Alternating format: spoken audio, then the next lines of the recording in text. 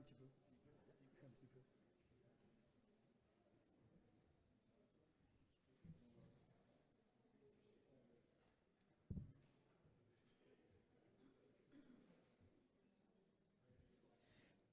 L'intelligence artificielle comme levier de performance pour l'industrie.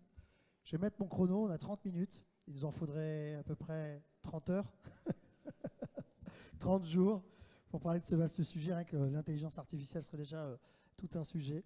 Petit tour de table avant de démarrer. Hélène Clary, vous êtes donc cofondatrice de Click Data, c'est ça? Et aussi vice-présidente de la French Tech League. Quelques mots sur Click Data. Alors Click Data, nous on est une plateforme, on aide les organisations à mieux piloter leur sujet. Pilotage par la data, c'est tout un programme. Et par rapport au sujet d'aujourd'hui, on intervient plutôt en phase amont, puisque pour pouvoir scénariser, il faut commencer par consolider ces informations et donc les unifier, les rassembler.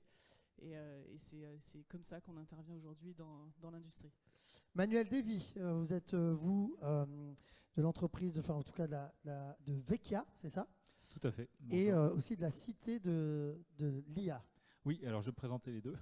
Donc Vecchia, on est une plateforme SaaS de l'aide à l'approvisionnement avec de l'intelligence artificielle. On est les pionniers sur ce sujet-là. Donc on aide nos clients à mieux gérer leur stock en faisant des prévisions de stock et des commandes automatisées qui assistent les demand planners ou les approvisionneurs.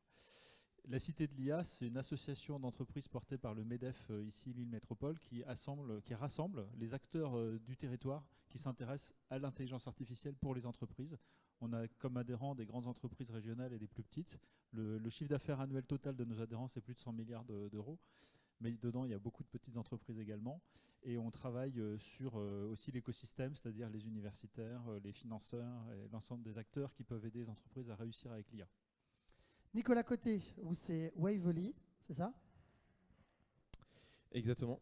Quelques mots en préambule sur Wavely. Alors Nicolas comment Côté, vous intervenez, comment vous positionnez sur l'intelligence artificielle? Oui, exactement. Donc Nicolas Côté, donc moi je suis cofondateur et là je dirige du coup la société Wavely. Donc nous on est plutôt positionné directement du coup on va dire sur les sites pour acquérir de la donnée. Donc nous concrètement donc on est un outil d'aide à la décision en utilisant la donnée récupérée directement du coup sur les sites et on utilise une modalité particulière qui est en fait le son. Donc en fait tout ce qui fait du bruit, tout ce qui va venir vibrer et qui génère de la donnée qui peut ensuite être exploitée, quoi.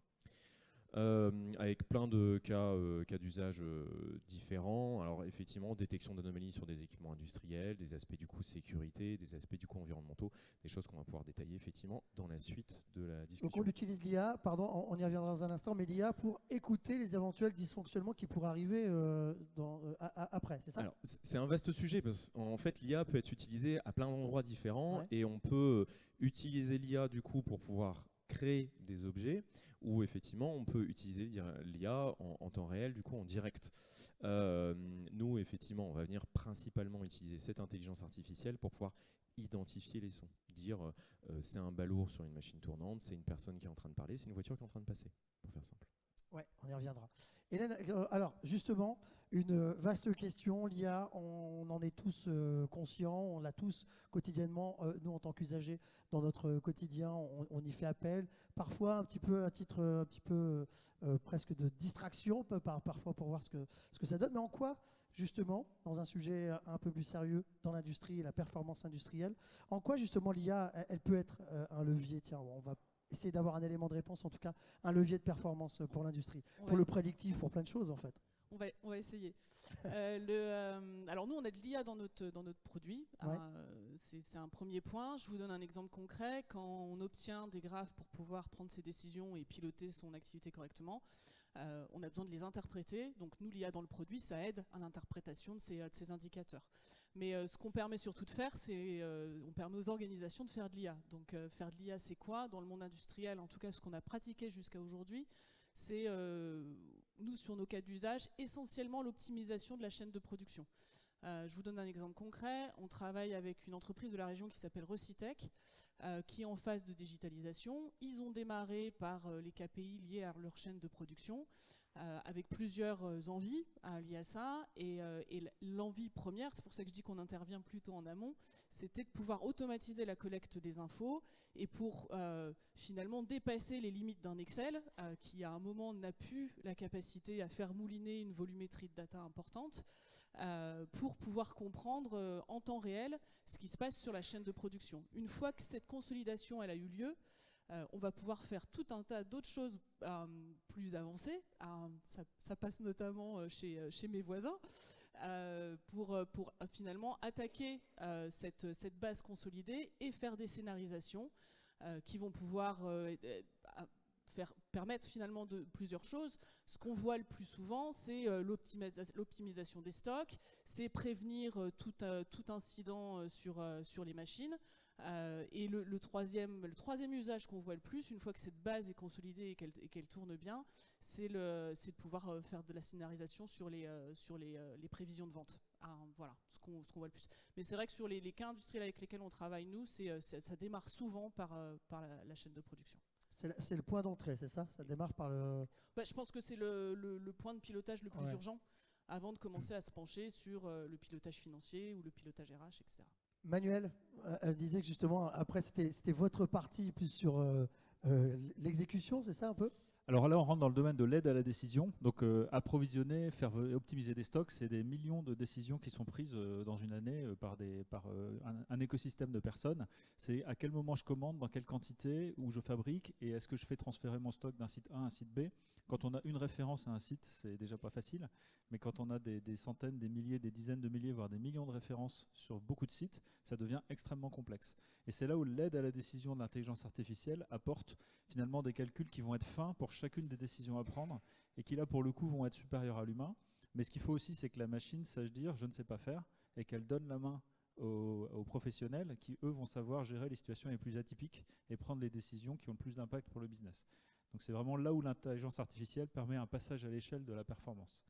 Ouais, est-ce que c'est pas un peu un saut dans le vide puisqu'on devient nous après, Nicolas, partenaire en fait de la décision qui est prise par l'IA qui veut bien passer la main à un moment donné à l'humain, c'est ça?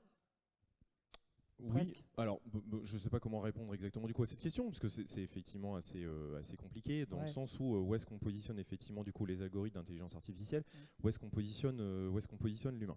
Effectivement, c'est un outil d'aide à la décision. Là, je rejoins ce que disait du coup Manuel juste avant. L'intelligence artificielle va venir automatiser un certain nombre de tâches, effectivement, pour réduire la quantité de tâches à réaliser du coup par l'humain. C'est un outil.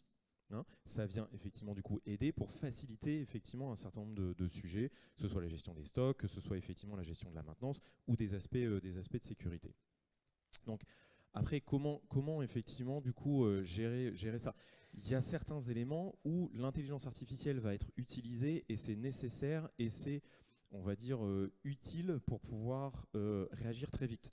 Je vous donne juste un exemple. Une des applications sur laquelle nous travaillons, sur des aspects du coup sécurité, on vient détecter de manière automatique du coup des fuites de gaz sur des raffineries. Bon, voilà. Là, c'est la sécurité. Là, c'est la sécurité, c'est effectivement du coup c'est essentiel.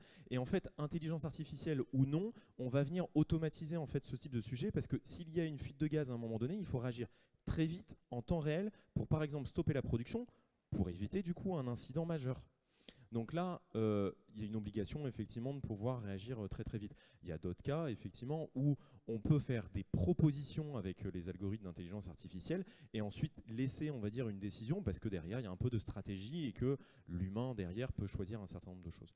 Donc voilà, il faut savoir du coup où on situe, si sur des aspects effectivement du coup maintenance, sécurité, de production. Pour la production, on peut automatiser et laisser effectivement les intelligences artificielles qui une nouvelle fois du coup sont un outil. Je veux dire, avant on pouvait effectivement automatiser un certain nombre de choses avec des notions de seuil. Là le truc c'est qu'avec l'intelligence artificielle on peut aller beaucoup plus loin, prendre beaucoup plus en compte un certain nombre du coup de variables. Dans la production on va avoir des tas de variables différentes, la température, les stocks, plein de choses. Et en fait c'est là où il y a toute la force en fait de l'intelligence artificielle qui peut prendre en compte tous ces éléments. Peut-être pour compléter, en fait, la fiabilité d'un système d'intelligence artificielle industrielle tout seul aujourd'hui ne dépasse pas la fiabilité humaine. Par contre, la collaboration entre un système d'IA et un individu permet d'aller beaucoup plus loin. C'est un partenaire. C'est un partenaire. Et aujourd'hui, ça fait passer les missions des opérateurs ou de micro-pilotage à un macro-pilotage. Donc c'est surtout ça l'apport, c'est de passer à l'échelle avec des décisions qui restent poussées par l'humain, mais qui sont mises en œuvre de manière plus efficace à grande échelle par l'IA, qui n'est pas capable d'avoir un bon niveau de performance seul, hein, je le répète, c'est la collaboration qui est essentielle ici. C'est quoi? C'est l'entreprise qui décide à un moment donné du champ d'action de l'IA dans ces différents process, de décider que ce sera sur la gestion des stocks, ça peut être sur la décision, ça peut être c'est l'entreprise qui le décide à un moment donné, Hélène? Oui, je pense qu'il y a, une vraie volonté de direction, de dire, voilà, sur cet usage particulier, Je veux ça. il faut absolument qu'on mette la technologie en place pour pouvoir remonter les infos en temps réel et effectivement appliquer les algos pour comprendre ce qui se passe plus vite. Mais souvent, ça vient de la direction. Ouais. Et ils sont comment justement les industriels, les entreprises que vous accompagnez? Quel regard ils ont justement sur cette intelligence artificielle, sur cette entrée de l'intelligence artificielle dans leur process, Hélène? Après, je donnerai la parole à Manu. Nous, notre expérience, c'est qu'on est sur de nombreuses entreprises encore en phase de digitalisation. Donc c'est pour ça que je disais qu'on intervenait sur la partie amont. Il faut quand même faire les choses dans l'ordre. Ça ne sert à rien de faire tourner des algos si on n'a pas à un moment commencé par rassembler les informations. Ouais. Et il y a un vrai sujet de collecte des infos. Ouais. Donc concrètement, ça passe par aller capter les données là où elles se trouvent. Ça, c'est un premier élément qui est un élément technologique, mais il y a aussi encore beaucoup de collecte manuelle. Donc le premier sujet dans nos expériences, voilà, c'est comment faciliter cette saisie manuelle pour pouvoir remonter ces infos en temps réel avant d'aller appliquer les scénarios qui vont bien pour comprendre ce qui se passe. Donc ça demande aussi un travail des équipes, de mobilisation des équipes aussi, pour nourrir en quelque sorte cette intelligence artificielle. On est complètement dans le partenariat et pour nourrir la machine, et pour ensuite interpréter ce que la machine nous dit. C'est les deux moments essentiels d'intervention du regard humain. Manuel? Oui, je voulais compléter simplement en attirant aussi l'attention de tout le monde sur le fait que la Cité de l'IA édite un podcast qui s'appelle Les Carnets de l'IA. Les 2 derniers épisodes avec Margot Correr qui était juste avant et Yann Jobert parlent de ce sujet de l'IA dans l'industrie. On voit en fait il y a 2 grandes situations. Il y a les situations où on achète une nouvelle machine qui embarque nativement de l'IA et qui va être beaucoup plus performante que la génération précédente. Et puis on a l'approche qui est de dire j'ai un équipement industriel qui est en place, comment je peux aller mieux faire effet de levier sur les données pour aller optimiser ma consommation énergétique ou ma qualité en sortie de chaîne de production. C'est vraiment les 2 grandes approches qui existent sur le marché et la maturité des entreprises ne dépend ni de son âge ni de son équipement technique, etc., mais vraiment de la volonté des dirigeants et de l'équipe en place d'embrasser le virage de l'IA. Oui, parce que, vous l'avez dit, parfois les entreprises sont juste à une première étape de la transformation numérique. De là à passer à l'intelligence artificielle, il y a encore beaucoup de pas à faire, c'est ça? Pas forcément. Non, pas forcément? Non, pas forcément. Je voulais ça peut venir en même temps? Ouais, ça peut tout à fait se faire en même temps. Souvent, d'ailleurs, c'est l'objectif final qui tire sur l'ensemble des étapes. C'est-à-dire que, en tout cas, les industries avec lesquelles on travaille aujourd'hui, c'est parce qu'elles ont cet objectif final qu'elles font ce qu'il faut pour démarrer par la collecte des data, l'automatisation de la remontée, etc. C'est l'objectif en fait, c'est ça. Tout à fait. Ça devient la finalité, c'est quand même de pouvoir réagir au mieux possible en temps réel. C'est ça l'objectif. Alors, vous l'avez dit, qui dit intelligence artificielle dit data, collecte de données, Nicolas. Ça aussi, vaste sujet sensible, parce que les data, c'est un peu le nerf de la guerre, en tout cas des entreprises, des industries. Ouais, tout à fait. Alors, nerf de la guerre, effectivement, parce que pour créer du coup une intelligence artificielle, donc c'est un modèle qui va venir automatiser un certain nombre de choses, on a besoin effectivement de données pour nourrir et créer effectivement du coup ces modèles d'intelligence artificielle. Alors bon, il y a 2 cas, pour faire très très simple, hein. Soit effectivement du coup on a créé quelque chose à partir des données existantes et lui vient juste dire par rapport à une nouvelle donnée, est-ce que je connais ou pas par rapport à ce que j'ai vu auparavant, soit c'est quelque chose qui vient dire c'est quelque chose qui est différent de ce que je connais. Mais effectivement, il faut collecter la donnée et on a pas mal de sujets du coup là-dessus. Alors je reprends effectivement, je rejoins ce qui a été dit auparavant. Il y a un certain nombre d'industriels, des sites industriels sur lesquels il y a déjà en fait des automates qui sont présents, qui peuvent collecter du coup de la donnée, qui sont connectés du coup à un système central où effectivement on a de la donnée et on peut venir essayer d'optimiser un certain nombre de choses. C'est pas toujours le cas. On a des sites qui sont parfois assez anciens sur lesquels du coup là faut venir numériser, faut du coup collecter la donnée, mais aussi il faut avoir un objet qui est connecté pour pouvoir remonter l'information à certains endroits. De temps en temps, en fait, il n'y a pas forcément du coup de système central au niveau du coup d'un site qui va venir collecter les données de production, les données du coup de la GMAO, les données du coup de sécurité en un lieu unique. Donc ça, c'est vrai que du coup, c'est un sujet relativement important. Donc on est vraiment du coup dans une phase de numérisation là, du coup, des process industriels qui sont, et je rejoins du coup ce qu'a dit Manuel, effectivement c'est lié souvent à la volonté en fait d'un responsable industriel, un responsable du coup de production qui va vouloir avancer du coup sur ces sujets-là. Il y a un investissement souvent qui est associé à ça. Dernier point, faut faire attention parce que nous aussi on est sur des aspects du coup de collecte de données, mais avec voilà, on vient mettre un microphone qu'on peut mettre effectivement du coup sur un site industriel. Il y a des aspects un peu RGPD aussi à prendre en compte. Là, il faut pas se le cacher de temps en temps. Alors quand c'est de la donnée de production brute, il n'y a pas trop de sujets autour de ça. Dès qu'on est sur les sujets un peu de sécurité, par exemple, on vient mettre du coup des caméras des vidéosurveillance pour faire la détection d'intrusion. On vient mettre du coup effectivement un microphone pour pouvoir détecter du coup des bruits anormaux, détecter des anomalies. Il y a un aspect un peu du coup RGPD autour de ça. Ça se fait, je veux dire, du coup il y a une réglementation, on peut suivre un certain nombre de choses. Voilà, mais effectivement la collecte de la donnée est un point important et surtout, alors point important quand même qu'il faut se dire, pour créer du coup des automatismes avec de l'intelligence artificielle, il faut d'une certaine manière une grande quantité de données. Voilà, donc ça c'est un sujet aussi important. Il faut avoir un certain retour d'expérience en fait avec un certain temps. Et parfois, se rendre compte aussi pour certaines industries que la donnée, elle est existante, elle est parfois inexploitée.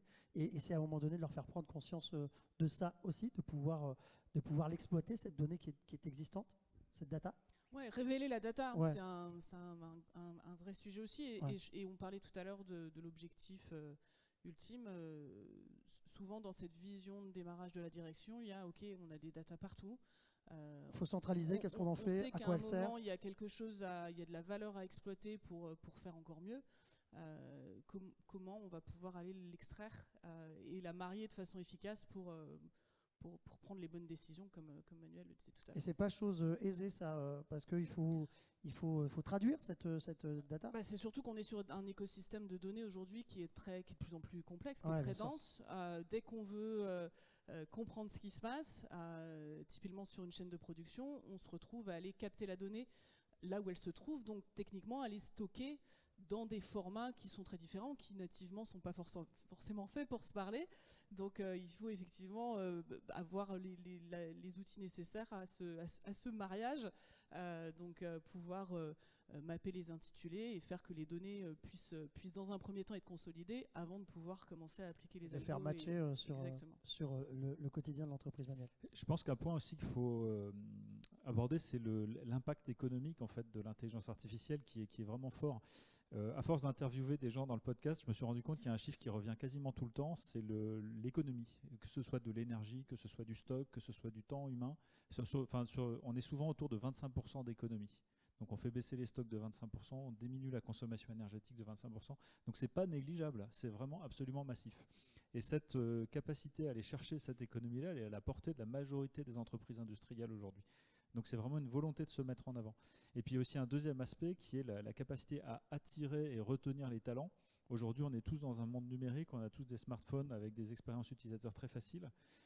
Nos collaborateurs, ils attendent ça aussi dans leur métier, quelle que soit leur fonction, d'avoir des outils qui soient modernes et qui soient adaptés à leurs attentes. Et de voir que leur entreprise est moderne, qu'elle a su regarder vers l'avant et avoir des outils prédictifs ou des outils confortables aussi pour le quotidien, facilitateurs. Et n'attendez pas que vos données soient parfaites. Ce ne sera jamais le cas. Parce qu'elles vont le devenir au fur et à mesure, en tout cas. C'est ça, elles vont mûrir aussi avec l'IA. En fait, quand on dit révéler la data, on va aussi révéler les imperfections de la data pour pouvoir potentiellement aller ajuster, corriger, etc. Dans beaucoup de cas, la vision, en tout cas la mise en œuvre de la vision est retardée parce qu'on se dit ok, j'ai plein de data, mais la qualité de la data est bof et je suis pas très sûr de leur fiabilité, et du coup tant que je suis pas sûr de cette fiabilité, j'y vais pas. Vraiment, faut pas retarder le moment, parce que en faisant cet exercice, on va justement se rendre compte des imperfections pour pouvoir aller les ajuster. Et on n'est pas à l'abri de bonnes surprises aussi, c'est-à-dire que ça ouvre le champ des possibles. En ouvrant ce champ des possibles, c'est des portes nouvelles qui peuvent s'ouvrir qu'on n'attendait pas forcément en entrant dans ce domaine-là, Manuel. Exactement. Souvent, en fait, ce qui est très frappant dans un projet d'intelligence artificielle, c'est qu'il délivre, quand il est bien mené, beaucoup plus que ce qu'on en attendait. Il délivre effectivement un impact économique, mais il délivre aussi une culture d'entreprise qui se met en mouvement et qui, de coup, se remet dans un cycle d'innovation dans l'ensemble des métiers. Et ça a une énorme valeur dans le monde où on vit, où il y a beaucoup de changements, beaucoup d'incertitudes, et il faut beaucoup d'agilité dans les entreprises. Beaucoup d'agilité. On est comment en région sur cette question de l'IA? Je vous laisse les uns les autres répondre. Effectivement, on a un écosystème qui est plutôt dynamique, hein, on va dire, autour de l'intelligence Aujourd'hui, c'est artificielle. un peu ça aussi, c'était de mettre ça en avant. Tout à fait, mais il faut effectivement, du coup, je rejoins ce que disait, donc effectivement, il faut former. Donc on a effectivement un certain nombre du coup d'écoles, d'universités qui sont à la pointe sur ces sujets-là. On a quelques laboratoires effectivement qui sont en région, qui poussent beaucoup sur ce genre de ce sujet, hein, que ce soit effectivement ici sur la métropole, mais aussi ailleurs. Hein. On peut parler effectivement de l'UTC, par exemple, du coup à Compiègne, qui essaye d'avancer aussi sur les sujets intelligence artificielle et industrie. Voilà, on a cet environnement-là, et aussi un certain nombre du coup d'industriels présents dans la région. Hélène, avec votre casquette de vice-président de la French Tech, il y a des alliances qui montent justement sur ces questions d'IA aussi en région? Ouais, c'est impressionnant. En fait, on retrouve deux choses, deux phénomènes. On a d'abord des startups industrielles. Il y en a un certain nombre en région qui poussent très très fort. Et puis on a l'effet et les bienfaits du croisement des entreprises technologiques, des éditeurs et des entreprises de services avec les milieux industriels, pour justement stimuler à la fois la digitalisation, mais aussi l'optimisation et la mise à profit de toutes ces datas. On a un champ d'expérimentation en région qui est très très large. Terre fertile. Ouais, vraiment. Avec cette volonté aussi de redynamiser l'industrie, ce qui par définition donne envie d'aller chercher des technos qui vont permettre de le faire plus vite. Parce qu'historiquement aussi, on est une terre d'industrie aussi en région des Hauts-de-France, Manuel. Alors avec ma casquette Cité de l'IA, effectivement, on a fait un tour de France un peu pour essayer de trouver nos homologues dans les autres régions. On a trouvé globalement des structures qui étaient beaucoup moins avancées que nous. Et un signe aussi est que BPI, dans le cadre du programme IA Booster, a choisi la Cité de l'IA comme le premier partenaire en France pour diffuser le programme de financement de l'IA pour les entreprises. Donc je vous invite à vous y intéresser, hein. Ils ont un site qui est très bien fait et qui vous permet de vous subventionner à 80% vos premiers pas avec l'IA. Parenthèse refermée, on a aussi des grands acteurs industriels comme le SAF, comme Rocket, qui se sont complètement emparés de l'IA et qui sont très avancés sur ces sujets. Ils ont un extrêmement haut niveau d'expertise. Donc on est, je pense, une région exemplaire en termes d'appropriation de l'IA. Mais ça ne nous suffit pas, on veut continuer à avancer puisque la concurrence mondiale est rude, et on veut que nos entreprises régionales, elles se défendent à armes égales et qu'elles prennent des parts de marché grâce à cela. Oui, puis c'est grâce aussi au siège des grandes entreprises qui sont dans la région, qui ont conscience de cela, qui vont aussi être quelque part moteurs de l'évolution et de la propagation, si j'ose dire, de cette IA en région. Je parlais d'un champ d'expérimentation très large. Il faut pouvoir l'énergiser aussi avec les bons budgets et les bonnes équipes. Et c'est vrai que là-dessus, les grands industriels de la région ont donné le là. Il y a aucun doute. Ils ont un rôle important. Je vais vous laisser pour les dernières minutes peut-être vos questions. On va prendre une ou deux questions dans le public. Levez la main si vous avez envie de réagir. Monsieur.